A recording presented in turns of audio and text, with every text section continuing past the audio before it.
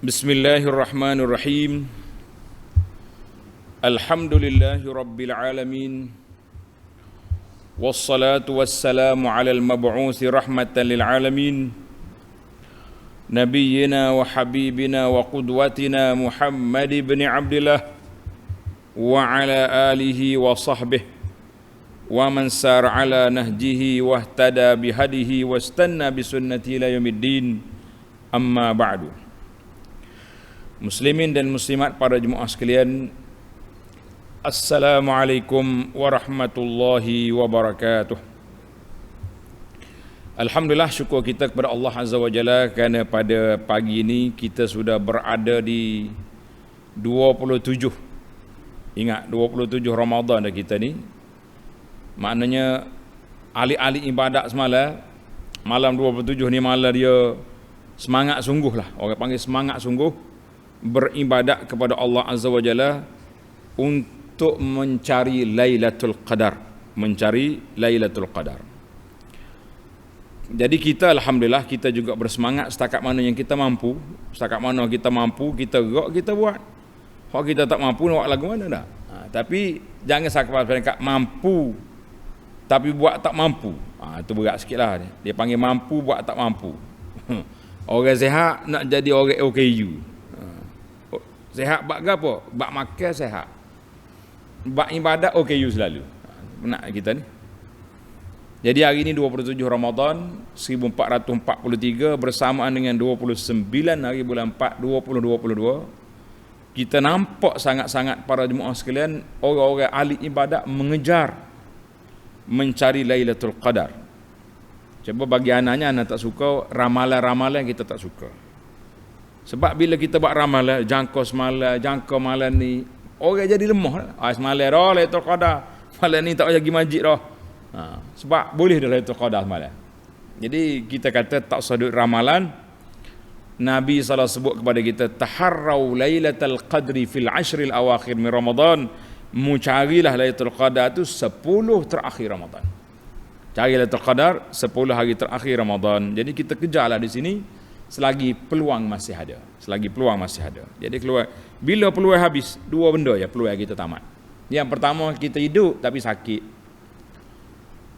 Sakit, duduk di hospital ke, duduk atas rumah ke, tak boleh nak bergerak dah. Habislah ketika itu air mata je lah. Air mata penyesalan. Nak undur balik ke belakang tak boleh.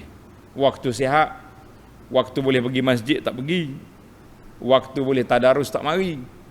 Waktu sudah duduk, orang panggil terjelepek, duduk di atas tikar, di atas tilam, tak boleh nak bergerak, barulah kita menyesal ketika itu. Itu penyesalan yang kecil. Penyesalan yang berat laginya bila masuk dalam kubur, memang langsung tak ada dah. Hak sakit ni boleh lagi, boleh berzikir lagi, boleh istighfar lagi, boleh lagi. Tapi nak buat sepuluh orang lain tak boleh dah lah. Kita uzur. Maka mari kita tingkatkan semangat kita. Layali Ramadan al-mutabaqiyah, malam-malam Ramadan yang masih lagi berbaki ni, kita ambillah peluang untuk ihya, hidupkan dia dengan ibadat, dengan kita banyakkan beribadat kepada Allah Azza wa Jalla.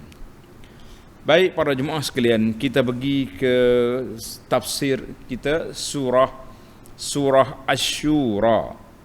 Surah Asy-Syura, surah yang ke-42, juzuk yang ke-25. Ayat yang kita akan baca pada kali ini bermula ayat 36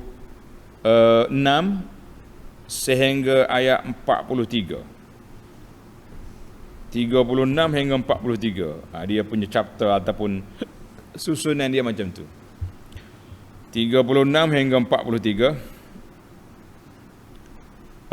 Apakah perbincangan utama yang akan dibincangkan dalam ayat-ayat ini? Iaitulah Allah Ta'ala memperkenalkan kita hakikat dunia. Kita dah bincang tentang peluang masa hidup ni. Kebetulan molek, ayat kita pun hakikat dunia. Kenali hakikat dunia itu apa.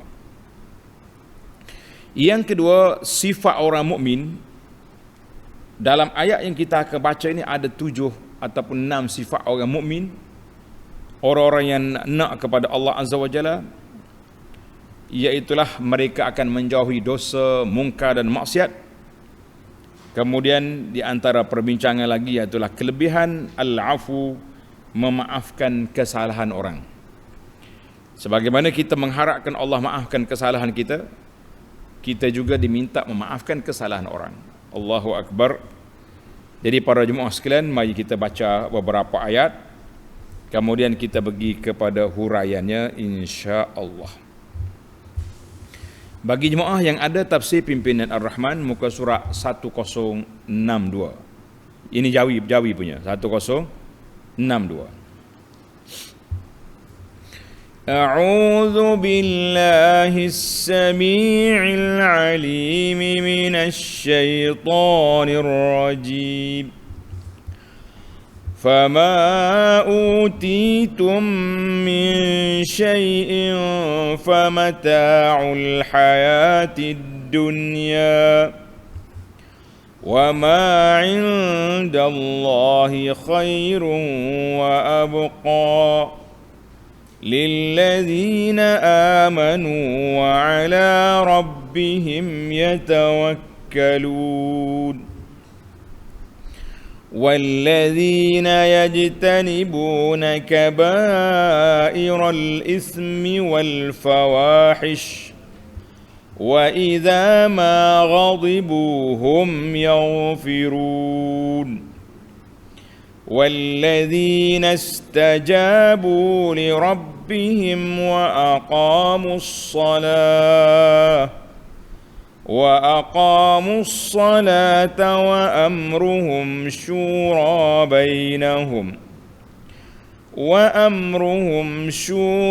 بينهم ومما رزقناهم ينفقون والذين إذا أصابهم البغي هم ينتصرون وجزاء سيئة سيئة مثلها فمن عفا وأصلح فأجره على الله إنه لا يحب الظالمين. Balik semula kita kepada ayat. Ayat kita ni sampai 143. Tapi kita nak balik semula kepada huraian ayat. Ayat 36. Fama utitum min syai'in famata'ul hayatid dunya. Oleh itu, apa jua sesuatu yang diberikan kepada kamu, Allah Ta'ala beri kepada kita ni nikmat-nikmat dunia yang ada ni, maka ia hanyalah nikmat kesenangan hidup di dunia ini saja. Sekejap je kita boleh. Ada orang 50, 60, 70 tahun. Ada yang awal lagi mati. Muda-muda lagi mati dah. Tak ada buat apa-apa lagi. Mati sakit, mati congek motosikal. Lah. Mati macam-macam lah kematian. Kata orang al-mautu wahid wal asbab muta'addidah. Mati satu, sebab-sebab kematian tu banyak. Maka Allah bagi tahu kepada kita bahawa famata'ul hayatid dunya, apa yang kamu dapat atas itu kesenangan hidup sementara, hidup atas dunia sekejap. Wa ma indallahi khairun wa abqa, dan sebaliknya apa yang ada di sisi Allah dari pahala hari akhirat, syurga yang dijanjikan adalah lebih baik dan lebih kekal bagi siapa? Lillazina amanu wa ala rabbihim yatawakkalun, bagi orang-orang yang beriman dan yang berserah bulat-bulat tawakal kepada Allah Azza wa Jalla. Para jemaah sekalian, kita tengok kepada ayat kita ni. Dia panggil munasabatul ayah. Allah SWT setelah menyebut dalil-dalil tauhid, keesaan Allah, janji Allah, maka dalam ayat ini Allah peringatkan kita tentang nak sampai kepada syurga Allah, kamu menghadapi godaan, cabaran yang besar di atas dunia ini. Cabaran apa? Cabaran kemewahan, kesenangan, kedudukan. Maka dengan itu Allah Ta'ala perlekehkan kedudukan dunia. Tahqir sya'naha. Allah perlekehkan kedudukan dunia supaya kita nampak, kita sedar. Jangan duk kejar sangat, jangan duk tomok sangat, jangan duk ambil peduli besar sangat. Kita ambil dunia ni sebagai jambatan menuju ke akhirat saja, kan? Bukannya tempat kekal di sini. Sebagaimana kata ahli fikir, dunia ini tempat meninggal, bukan tempat tinggal yang kekal. Tulis kata-kata ni. Dunia ini adalah tempat meninggal, bukannya tempat tinggal. Maknanya kita akan tinggalkan dunia ini dengan asar ma qaddamu atharuhum. Dalam surah Yasin kamu duk baca tu, apa yang kita tinggalkan, kesan-kesan yang baik, tinggal ibadat yang baik, tinggal amal-amal soleh, tinggal peninggalan yang kita buat, benda-benda yang orang nampak, kebaikan-kebaikan kita, itu semua tempat asar, dipanggil asar. Maka Allah Ta'ala peringatkan dalam ayat ini supaya kita jangan pandang besar kepada dunia.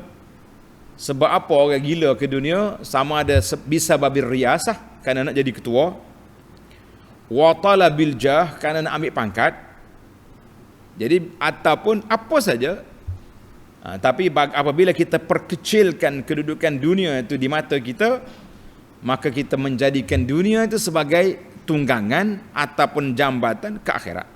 Jangan tak ambil, rugi. Saya ni ada peluang lah, boleh projek, boleh rezeki kita luar, ambil. Lepas pada kita makan, kita kos operasi dia tu, kita sedekah. Ramai lagi orang miskin yang menunggu bantuan kita. Suka kita sedekah. Dekat-dekat nak raya ni, macam-macam sedekah kita boleh bagi. Orang miskin pun dia nak beraya juga. Kita yang ada kelebihan harta ni, kita sedekah. Banyak benda-benda yang kita boleh buat dengan kemewahan, dengan kesenangan yang Allah beri. Tapi ingat, jangan sebab kesenangan kita lupa Tuhan. Allahul Musta'an. Itu munasabah. Kemudian Allah Ta'ala bawa sini, fama utitum min syai'. Tengok ayat. Oleh itu apa jua sesuatu yang diberikan kepada kamu. Jadi tum di sini ada ulama kata khitab kepada manusia semuanya. Kamu tu manusia. Daripada nikmat-nikmat dunia, famata'ul hayatid dunya, maka dia adalah satu benda yang akan hilang. Dunia ini ibarat seperti bayang-bayang. Ibarat seperti bayang je. Bayang ni kalau kita kejar, dapat tak dapat? Kita kejar bayang kita, boleh tak boleh? Boleh hambat, tapi nak igat tak boleh. Kita hola tangan, dia hola tangan juga. Kita berhenti, dia berhenti. Ada. Pasal itulah kata orang, ad-dunya zillun zail. Dunia itu ibarat seperti bayangan yang akan hilang. Waktu kita ada pasti hilang. Maka ayat ini Allah kata apa? Allah peringatkan kepada kita. Dunia itu sangat kecil. Jangan perbesarkan dia. Dalam beberapa ayat, ini ilmu tadabbur kita ni, tafsir ayat dengan ayat. Di antara ayatnya surah Al-Qasas ayat 60, wa ma utitum min syai'in famata'ul hayatid dunya wa zinatuha. Apa yang kamu dapat itu adalah permainan dunia, mata benda dunia dan perhiasan. Wa ma indallahi khairun wa abqa. Yang pahala syurga di sisi Allah Ta'ala itu yang kekal, lebih baik. Afala taqilun, adakah kamu tidak berakal? Berat ayat ni dia pukul kita. Kalau ada akal, kena dunia, hakikat dunia itu apa. Dalam suratul Nahli ayat 96, Allah kata, ma indakum yanfad wa ma indallahi baq. Hak mu ada atas dunia tu akan hilang. Pahala syurga yang Allah janji itu yang kekal. Kita nak pilih hak kekal ke nak pilih hak hilang? Kita tafsir dengan hadis. Wa anil Mustawrid bin Shaddad radhiyallahu anhu qala, sami'tu Rasulullah sallallahu alaihi wasallam yaqul, wallahi, dengan Nabi bersabda, wallahi, Nabi bersumpah demi Allah, mad dunya fil akhirah, bandingan dunia dengan akhirat, illa mislu ma yaj'alu ahadukum isba'ahu hadhihi fil yammi falyanzur bima yatarja. Nabi kata seolah-olah seperti kamu ambil jari kamu ni pergi celup dalam laut. Celup dalam laut, kita puakak. Adakah air laut berkurangan? Tak, orang panggil tak. Dalam gelah pun tak kurang, ni dalam laut. Itulah bandingan dunia dengan akhirat. Allahu Akbar. Hadis ini rawahu Muslim. Maka Allah Ta'ala peringatkan kepada kita, wa ma 'indallahi khairun wa abqa lil ladzina amanu. Jadi semua pahala-pahala yang dijanjikan Allah itulah yang kekal bagi siapa? Bagi orang yang beriman kepada Allah Azza wa Jalla.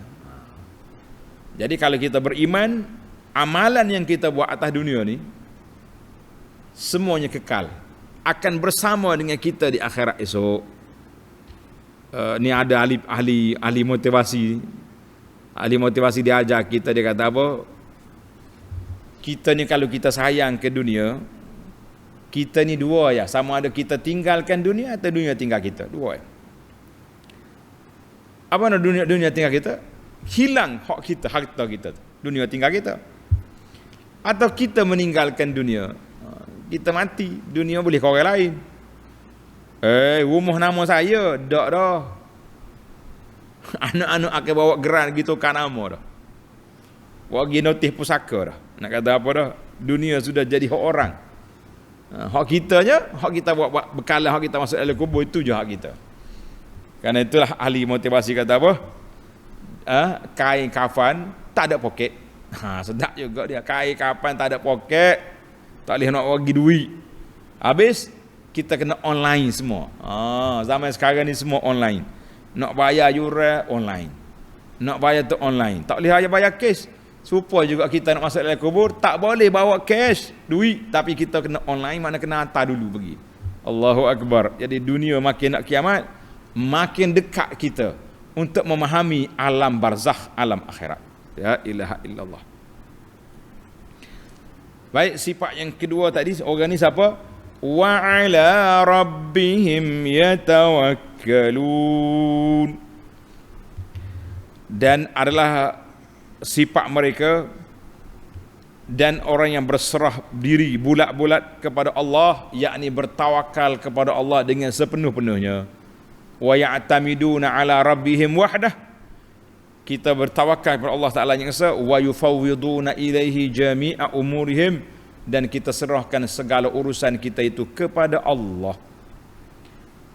Habislah kita, itu sifat orang yang berhak menerima nikmat Allah, nikmat syurga ni, orang beriman, orang bertawakal. Baik, sekarang ni kita pergi pula kepada ayat yang ke-37.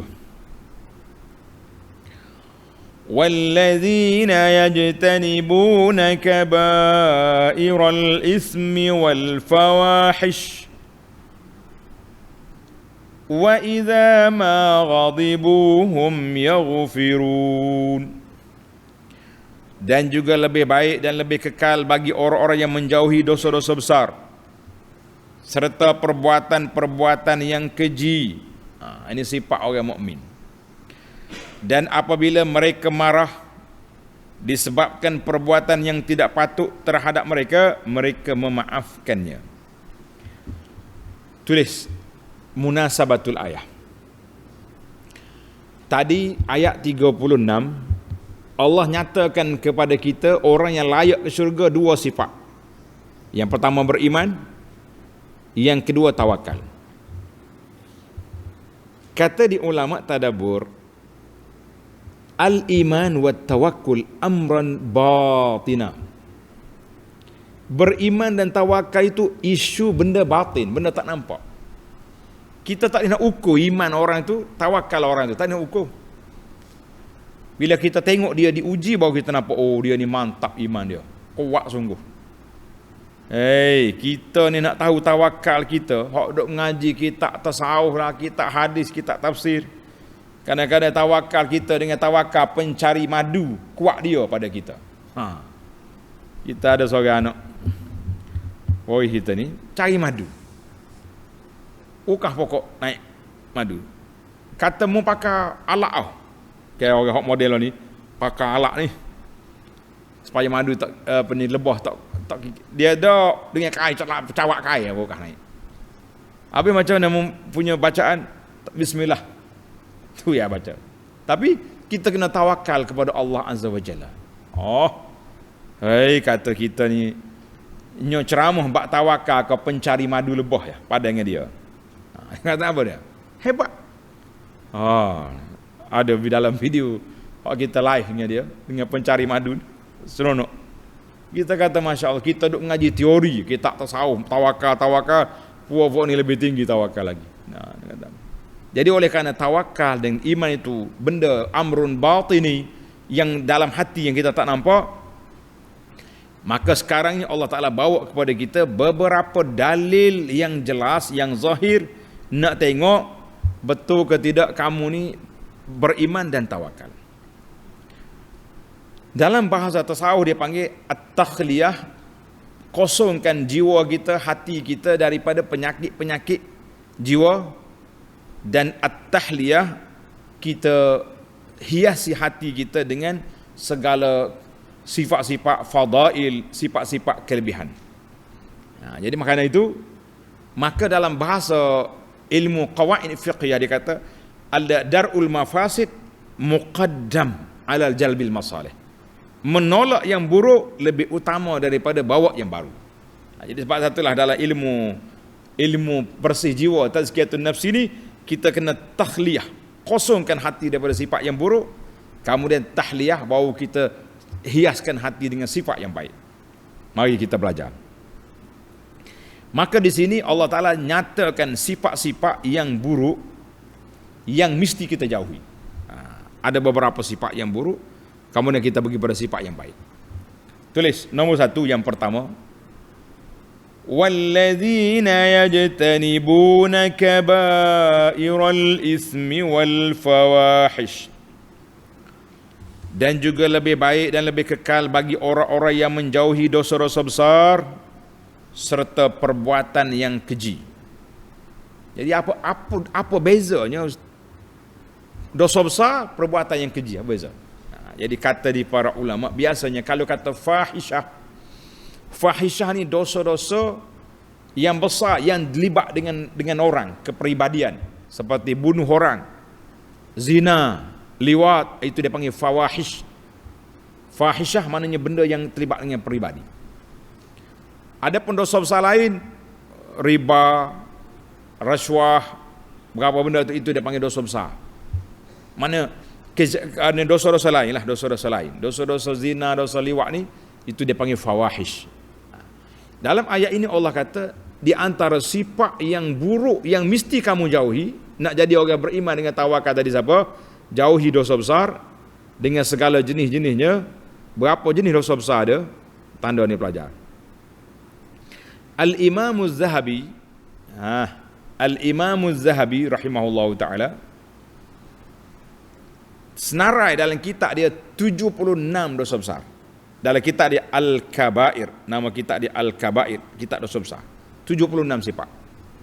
Alhamdulillah kitab ini ana sudah baca dan khatam di masjid kita ni. Tuan-tuan boleh tengok dalam rakaman dalam YouTube, cari syarah kitab dosa besar.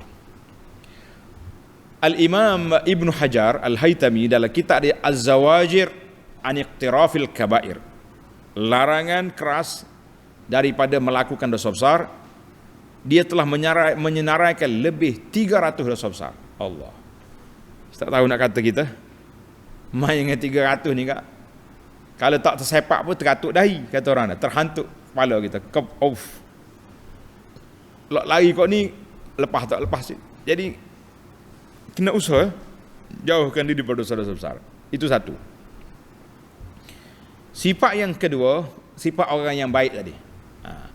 Wa idza ghadibuhum yaghfirun.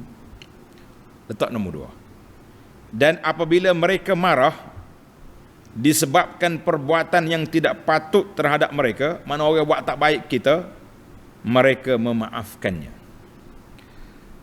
Tengok ni, kata di para ulama tadabbur, dia kata banyak dosa-dosa besar dan fawahish, benda keji itu mari daripada sifat marah. Dengan sebab marah mempukul orang, dengan sebab marah membunuh orang. Dia panggil sebab al-quwah al-ghadabiyah. Sifat marah tu menimbulkan banyak masalah. Paling kurang dia maki orang tu, bahasa celaka gila apa dia ni, alah nyepijak selipar aku, marah. Kalau hak lebih pada tu sikit, bagi sebiji, lebih lagi bunuh. Itu dia panggil. Jadi oleh kerana sifat itu, sifat marah ini mari daripada hasil daripada sifat marah, maka dia akan bawa kepada dosa besar dengan fawahish. Maka sifat yang kedua, al-mu'minun, apa dia ni, lillazina amanu wa 'ala rabbihim yatawakkalun, iaitulah memaafkan orang ketika dia berkuasa. Tengok ayat, wa iza ma ghadibu hum yaghfirun. Bila orang buat tak baik pada dia, buat jahat kepada dia, dia maafkan. Para pelajar kita kena faham sikit dalam masalah. Dia kata aku maaf awak. Bila kita kata kita maaf, maknanya kita mampu nak balas. Itu dia panggil maaf. Orang ni kena kepada kita, boleh je kita tampar balik dia. Nah, kita pun kedai juga. Tapi kita kata tak apalah, Allah Ta'ala pemaaf, kita pemaaf juga. Itu dia panggil orang maaf ni. Maknanya maaf ni apabila kita mampu nak balas, itu dia panggil memaafkan. Al-afu. Satu lagi dia panggil apa ni, kalau kita tak mampu nak maaf, tak mampu, aku maaf ya dia tu, tak ada kita nak jawab lawan dia tak boleh. Itu dia panggil lain ni. Orang yang mampu balas tapi dia tak balas, dia maaf, itu dia panggil darjat yang tinggi. Tapi kenapa mu tak balas dia tu, kata awak, dia pukul awak tak balas, aku sabar je tu, padahal dia penakut. Lain. Nak balas tak boleh. Mana darjat kita lain. Jadi ayat ini Allah kata wa iza ma ghadibu hum yaghfirun. Kalau dia marah, dia boleh maafkan orang. Wa yasturunaha alaihi wa la yantaqimu. Kita tak ambil tindakan, tak ambil tindak balas. Itu dia panggil orang yang jelas. Itu sifat yang kedua, sifat memaafkan orang. Apa dia? Apabila orang itu buat salah kepada kita. Cuma kita hari ni, kalau tak mampu nak balas baru maaf. Tak apa, aku maaf. Malah ambil, malah nak panjang cerita, padahal dia takut. Itu tak kuat. Mari kita pergi pada sifat lain pula. Banyak lagi sifat ni. Ayat yang seterusnya, ayat yang ke-38. Wallazina istajabu li rabbihim wa aqamus salah wa amruhum syura bainahum wa mimma razaqnahum yunfiqun. Dan juga lebih baik dan lebih kekal bagi orang-orang yang menyahut dan menyebut perintah Tuhannya serta mendirikan sembahyang dengan sempurna. Tengok ni sifat yang ketiga, yang keempat ada sini. Nanti kita letak nombor, nampak. Belum dapat nombor mungkin kita tak jelas. Dan urusan mereka dijalankan secara bermusyawarah sesama mereka, dan mereka pula mendermakan sebahagian dari apa yang kami berikan kepadanya. Jadi ayat ini dia panggil, kita dah bincang tadi, dia panggil at-takhalli wat-tahalli. Maknanya sifat hak buruk atas, dosa besar, fawahish, marah, benda-benda tak baik itu kita hapuskan. Kemudian kita ikuti dengan perkara yang baik untuk kita hiasi hati kita. Jadi kita ambil tanda sifat yang ketiga. Ini sifat yang baik.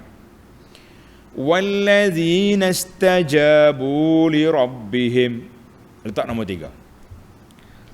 Dan juga lebih baik dan kekal bagi orang-orang yang menjauhi dosa-dosa besar.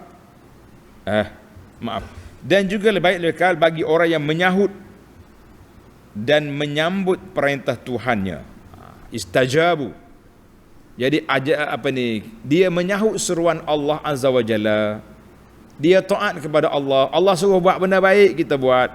Allah suruh tinggal benda mungkar, kita tinggal. Jadi ini sifat yang ketiga, sifat istijabah. Menyahut seruan, memperkenankan arahan. Ikut patuh pada arahan. Sifat yang keempat, wa aqamus salah. Itu nombor 4. Mereka mendirikan solat dengan sempurna. Bukan kata semaya main-main tak. Semaya sungguh. Dengan syarat dia, dengan rukunya, dengan solat berjamaahnya, dengan khusyuknya. Yang kelima, wa amruhum syura bainahum. Dan mereka bermusyawarah dalam urusan-urusan mereka. Ingat baik. Musyawarah ni penting. Dalam sesuatu keputusan, benda-benda yang besar yang terlibat dengan kepentingan awam, kita kena mesyuarat. Apa yang patut kita buat, apa yang tak patut kita buat. Lepas tu dia panggil ahli syura. Inilah nama surah kita ni, surah Asy-Syura. Ambil sini lah, wa amruhum syura bainahum. Kena mesyuarat. Jangan buat. Orang yang tak guna saluran mesyuarat ni, dia panggil orang diktator, kuku besi kata orang. Sebagaimana Fir'aun kata apa? Urikum ma'ara wa ma'ahdikum illa sabil. Aku tak nampak kecuali apa yang aku cakap. Aku dah bawa pada kamu yang terbaik. Orang bercadangnya apa pun tak dengar. Kita jangan jadi angkuh seperti Fir'aun. Orang bagi cadangan, kita terima. Kemudian kita nilai balik. Cadangan dia baik ke tak baik? Tak semesti cadangan orang itu baik. Kadang-kadang yang kita bawa ni sudah baik. Cuma kita buat penilaian. Sifat yang keenam, wa mimma razaqnahum yunfiqun. Dan mereka pula mendermakan sebahagian dari apa yang kami berikan kepadanya. Sifat dia pemurah, derma, bantu orang, tolong, sedekah. Sifat yang ketujuh, ayat 39. وَالَّذِينَ إِذَا أَصَابَهُمُ الْبَغْيُ هُمْ يَنْتَصِرُونَ. Dan juga lebih baik dan lebih kekal bagi orang-orang yang apabila ditimpa sesuatu perbuatan secara zalim, mereka hanya bertindak membela diri semasa dan sekadar yang dikehendaki. Jadi kita kata orang ni, orang panggil sekadar bertindak nak bela diri ya. Tidak kata melampau balas. Orang pukul kita sekali, kita tay dia 10 kali. Tak boleh. Yang tasirun, mana kita bela diri kita supaya orang tak hina kita, orang tak kena kepada kita lain kali. Nak pukul orang biar kena juga. Aku pun gedebel juga. Saya ni keturunan gedebel dia main. Gedebel ni something jangan main-main. Maknanya itu di antara sifat. Dia tidak mengambil tindakan yang melulu. Sekadar. Orang pukul kita sekali, kita pukul sekali, cukup lah. Orang kata mung bahasa tak baik, awak lah jawab gitu ya. Ni setengah orang ni dak, dia kata mung bahasa tak betul. Mung bengok. Tolong. Dia pasal habis kalau benda-benda buruk aja. Kita kata setakat mana diperlukan. Jadi ayat ini Allah Taala berkata, ambil sekadar yang kita perlu untuk mempertahankan. Kita kena pertahan diri kita. Kalau orang hina kita, wajib kita mempertahankan maruah diri. Sebab itulah dalam undang-undang Islam dia panggil hukum qazaf. Mana kalau orang ni tuduh orang itu berzina tanpa bukti, kita boleh dakwa balik, dan orang yang tuduh tanpa bukti disebab 80 rotan. Main. Sekarang ni orang buat tuduhan kepada kita, contohnya dia kata ustaz ni gini-gini. Dia ambil poster, gambar kawan ni, dia pangkah, dia tulis label-label yang begitu jahat. Kita kata ini perbuatan jahat dan kita wajib mempertahankan diri kita.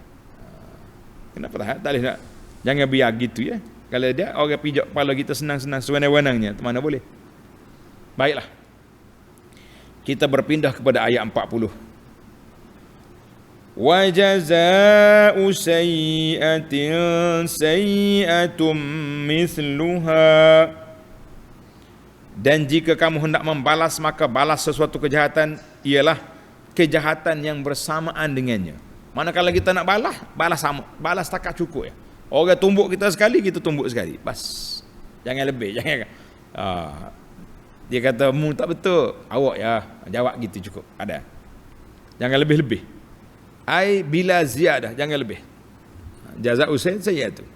Mana kalau orang bunuh orang, balas bunuh gitu. Sebagaimana dalam sebuah hadis, tanda hadis ini, wa an Anas bin Malik radhiyallahu anhu anna yahudiyan radda ra'sa jariyah.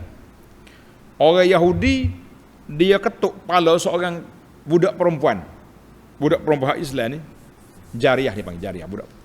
Dia katok dengan batu, kau pecah kepala, mati kau itu.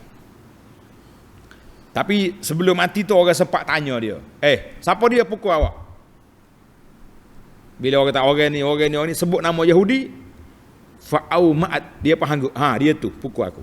Dia kena. Fa'ukhidhal Yahudi fa'ataraf. Nabi kata tangkap Yahudi tu bagi sini. Bila dia siasat, dia ngaku betul sungguh dia yang ketuk kepala kawan tu.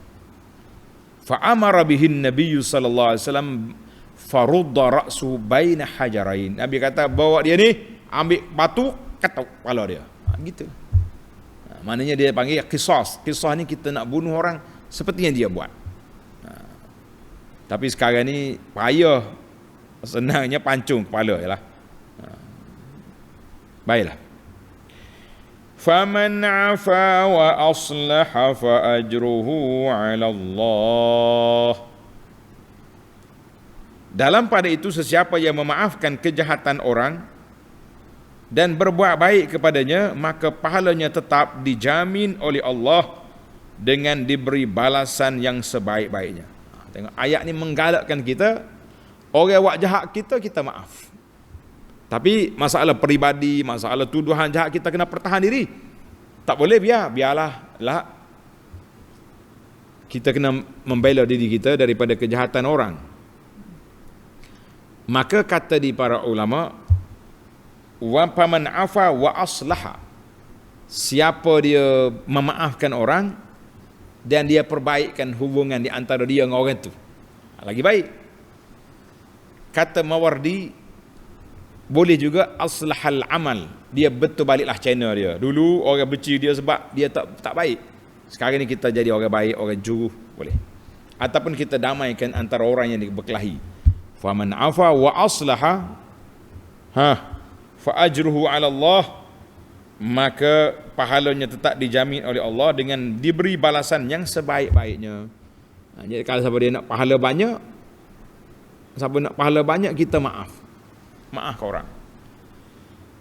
Jangan guna lagi istilah yang dipakai oleh setengah orang. Ada setengah orang ni dia duduk mengungkit. Orang ni kata tak baik kepada dia. 25 tahun dulu dia kata aku ni bodoh, aku ni tak cerdik. Sekarang ni aku nak tunjuk dengan dia yang aku ni bukan bodoh. Masa tu dia tak bodoh sungguh, dia tak mengaji. Tapi takdir Allah Ta'ala, dia rajin bekerja, jadi kaya. Dia panggil balik kawan tu 25 tahun dulu. Apa benda 25 tahun nak mengungkit? Biarlah masa tu kita anggapkan kata-kata orang kepada kita masa tu sebagai motivasi. Dengan sebab dia kata kita bodoh, kita pemalas, sekarang ni kita rajin. Patutnya kita panggil kawan tu. Nasib baik mu kata aku bodoh dulu, ambil duit sekarang ni aku kaya. Dengan sebab mu kata aku malas dulu, aku rajin. Ni nak mengungkit, nak apa ni, nak balas balik lah. Faman afa, Allah kata apa? Wa aslaha fa ajruhu 'ala Allah innahu la yuhibbuz zalimin. Sesungguhnya Allah tidak suka kepada orang-orang yang berlaku zalim. Berlaku zalim maknanya dia balas lebih daripada hak. Dalam hadis Nabi sallallahu alaihi wasallam, an Abi Hurairah radhiyallahu anhu an Rasulillah sallallahu alaihi wasallam qala ma naqasat sadaqatun min mal. Nabi kata sedekah tak kurang harta kita. Cuma tukar akaun daripada akaun dunia ke akhirat. Itu ya. Wa ma zadallahu 'abdan bi'afwin, dengan illa 'izza. Allah Ta'ala tidak beri kepada seorang hamba Allah Ta'ala dengan sifat pemaaf kecuali satu kemuliaan bagi dia. Orang kata dia ni berjiwa besar, orang hina dia maaf. Orang akan puji pula. Wa ma tawadha'a ahadun lillahi illa rafa'ahu Allah. Tidak ada semana-mana orang yang bertawadha kerana Allah Taala akan angkat darjat dia, insya-Allah. Hadzal hadis rawahu Muslim. Baik.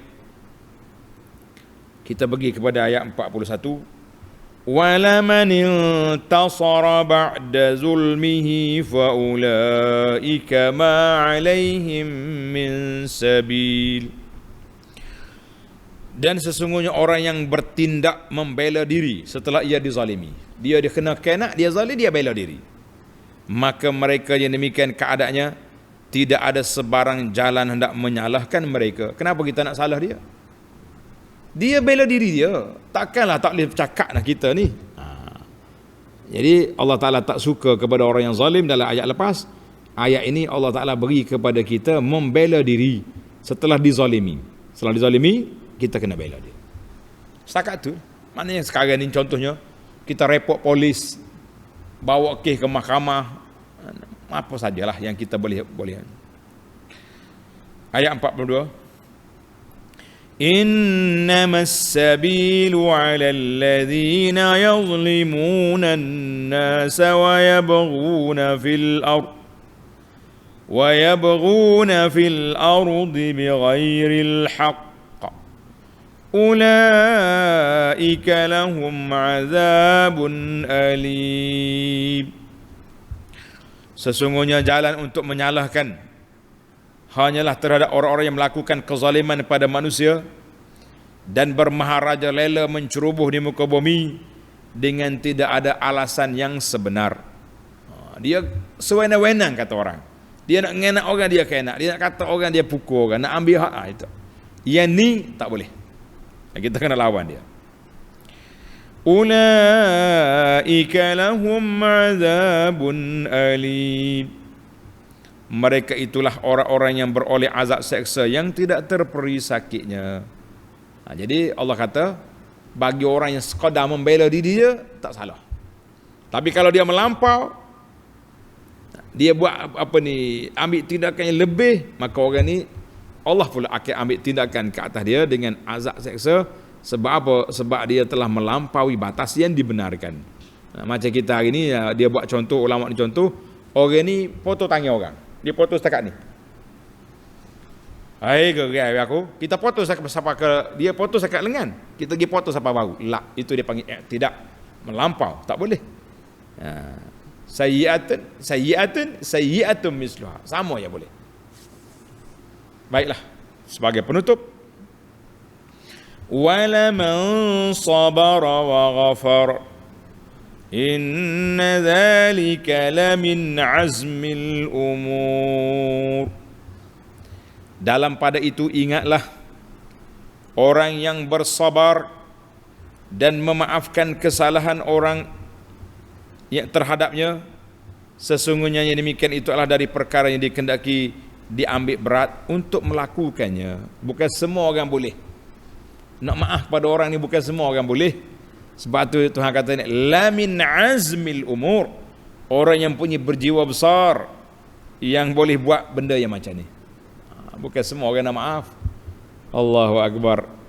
Jadi siapa dia sabar daripada penyakit yang dibuat oleh orang menyakiti kita, dia tutup dosa-dosa dia, maafkan kesalahan-kesalahan dia, dia tidak ambil tindakan lebih daripada yang sepatutnya, maka Allah Ta'ala kata orang ni di antara orang yang baik. Alhamdulillah. Jadi kalau kita mampu sabar di atas kerana orang yang tak baik, kita sabar je lah. Tapi sabar pun berpada-pada. Kata orang jangan sampai dipijak kepala. Sabar jangan sampai dipijak kepala. Tapi kalau orang nak pijak, kita kena bangkit. Sebab itu dalam banyak isu-isu orang duduk kenak kepada kita. Kalau sekadar orang buat senarai 4-15 orang ni dituduh, kita kata biarlah tu. Tapi kalau dia tuduh hak peribadi, orang ni jahat lah, wajib kita kena mempertahankan diri. Jadi hak tu hak kecil, hak biasa-biasa tu kita tunggu jumpa depan Allah Subhanahu wa taala. Payah sangat atas dunia nak cari pun. Kan? Tapi kalau orang buat peribadi kita, wajib kita mempertahankan hak kita. Baik para pelajar sekalian, tamatlah ayat kita 36 sehingga 43 dalam isu banyak Tuhan ajar kepada kita sini mengenali hakikat dunia dan juga beberapa sifat buruk yang perlu dijauhi dan sifat-sifat yang mulia yang patut diambil. Di antara sifat utama yang kita bincang di sini, al-afu, memaafkan kesalahan orang. Wa man afa wa aslaha. Dalam hadalah itu safhul jamil. Safhul jamil maknanya bukan sekadar maaf, lupakan kesalahan orang itu. Ada setengah orang dia maaf tapi tak lupa. Sakit hati itu ada. Tapi yang hak paling tinggi darjah, maaf dan lupakan. Tak ada dah, saya lupa dah benda lama. Biarlah. Nanti banyak benda yang kita maaf tapi kita tak lupa. Betul tak? Hai. Mana awak dengan dia tu? Tak apalah. Benda lama. Tapi sekali kita ingat, zab. Orang panggil luka lama berdarah kembali. Jadi kalau boleh hilang luka lama tu, macam mana nak cari doktor, cari ubat yang luka lama tak berdarah. Ada ke tak ada? Payahlah. Kalau tak ingat tak apa, waktu ingat, ini dia panggil. Baiklah, dalam ayat yang kita baca ini para jemaah sekalian, ayat fama utitum min syai'in, dan sampai kepada ayat ini, jawabnya di sini Allah Taala nyatakan kepada kita beberapa khisal, ciri-ciri keistimewaan agama kita ni. Di antaranya yang kita sebut tadilah, sifat iman, tawakal, menjauhi dosa besar, menjauhi perkara yang keji, bersifat lemah lembut ketika kita berkuasa, mendirikan salat, menunaikan zakat, bermesyuarat dan membela diri dengan kejahatan yang orang buat. Namun begitu, di antara sifat yang dipuji oleh Allah Ta'ala juga, iaitulah kita jangan balah orang lebih daripada yang sepatutnya. Jangan balah lebih daripada yang sepatutnya. Dalam ayat yang 36 ni juga Allah kata apa? Allah Ta'ala nak ajar kepada kita supaya bersifat zuhud dalam dunia. Sifat zuhud dalam dunia dan sifat tawakal kepada Allah Azza wa Jalla. Baik. Faedah yang kedua. Wa iza ma ghadibu hum yaghfirun. Bila dia marah dengan orang, dia boleh maaf. Kata di para ulama, sifat marah ni diperlukan dalam hidup manusia. Kita kalau delete semua sifat marah, kita jadi bodoh, tak tahu apa. Tapi marah biar kena pada tempat dan berpada-pada. Marah kena pada tempat, berpada-pada. Tulis kata-kata masyhur daripada Imam Al-Ghazali rahimahullah, ada dalam kitab dia. Dia kata marah tak kena pada tempat, itu nama dia orang bodoh. Orang bodoh ni marah tak tepat. Marah ya kerja dia, bodoh lah gitu. Tapi tidak marah pada tempat yang sepatut marah, itu orang penakut. Kita ni antara dua, bodoh bodoh dengan penakut. Anak awak tak solat tu. Biar dia, itu orang penakut nama dia. Cik, isteri awak tak aurat. Tak boleh nak tegur dah. Tak boleh nak tegur dah. Mana bini dia power pada dia lagi. Kita kata ini orang penakut. Bukan orang lemah lembut, tu orang penakut nama dia. Tapi kalau anak dia pecah gelasnya gelas kedai RM2 ya. Tapi dia marah, dia pukul anak lebih pada hudud. Dia pukul, kita kata tu orang gila tu, orang bodoh lah gitu, bukan orangnya. Benda kecil jangan dibesarkan. Anda ingat ni? Sebab tu dalam ayat ini Tuhan kata iza ma ghadibu hum yaghfirun. Bila dia marah dia boleh tahan diri.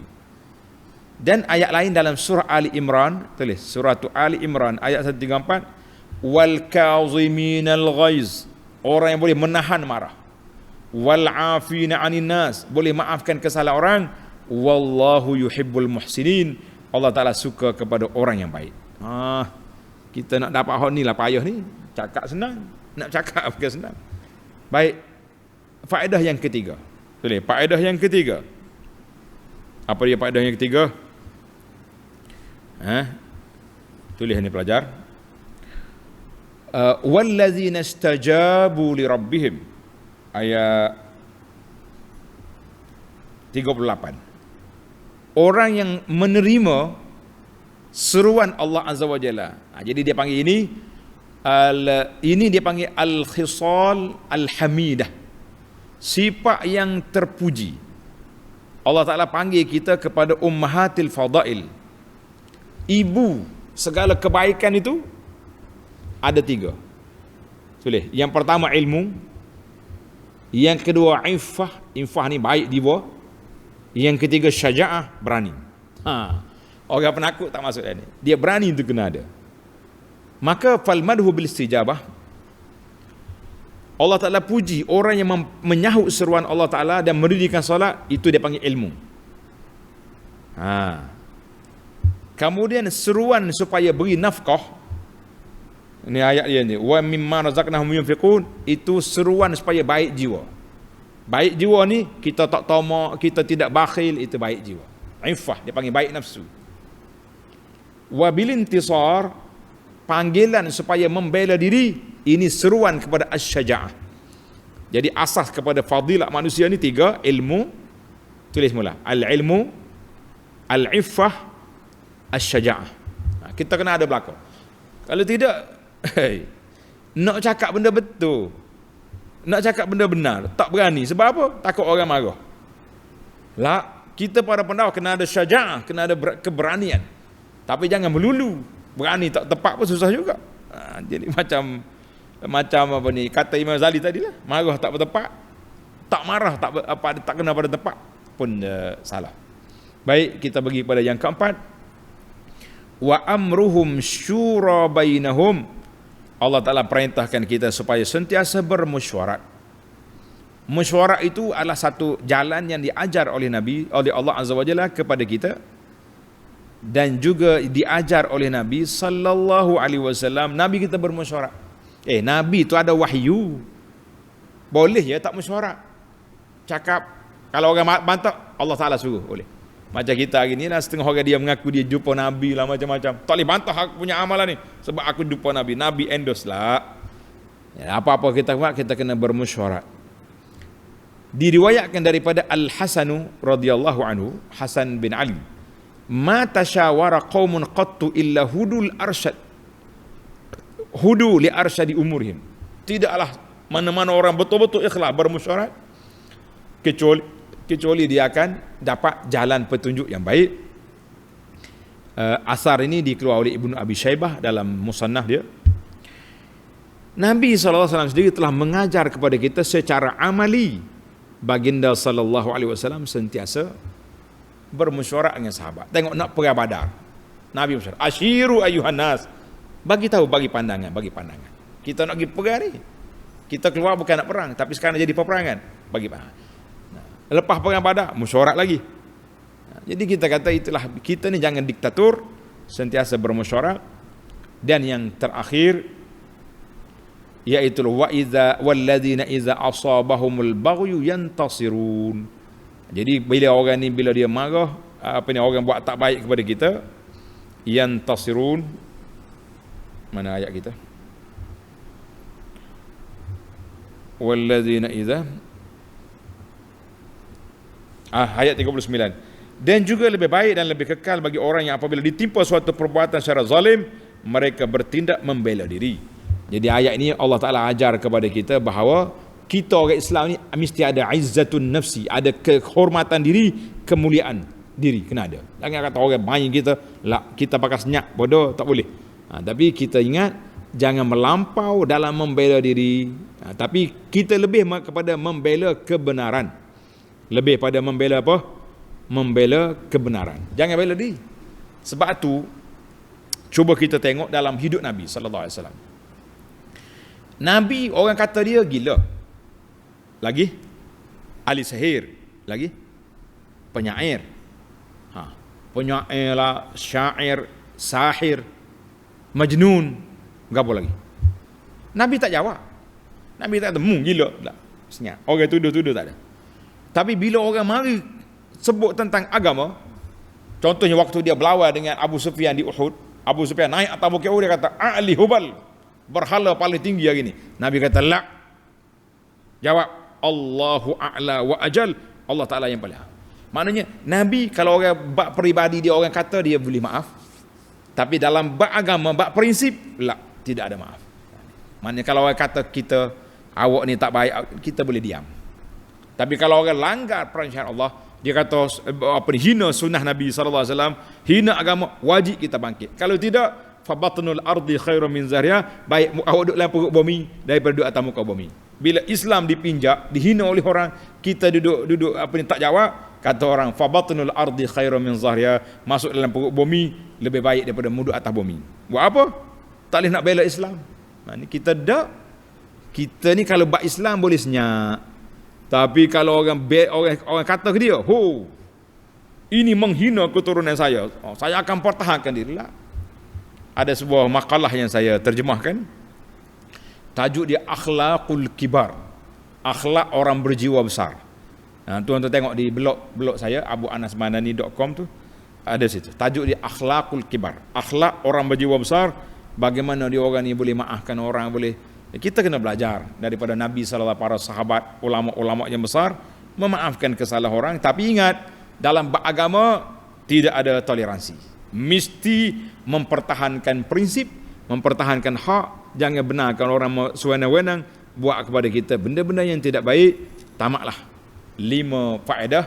Sebenarnya faedah dalam ayat yang kita baca 36 ni, ayat 36 dia punya faedah banyak sekali. Tapi setakat yang kita janji, kita nak kutip 5 je, cukuplah setakat tu.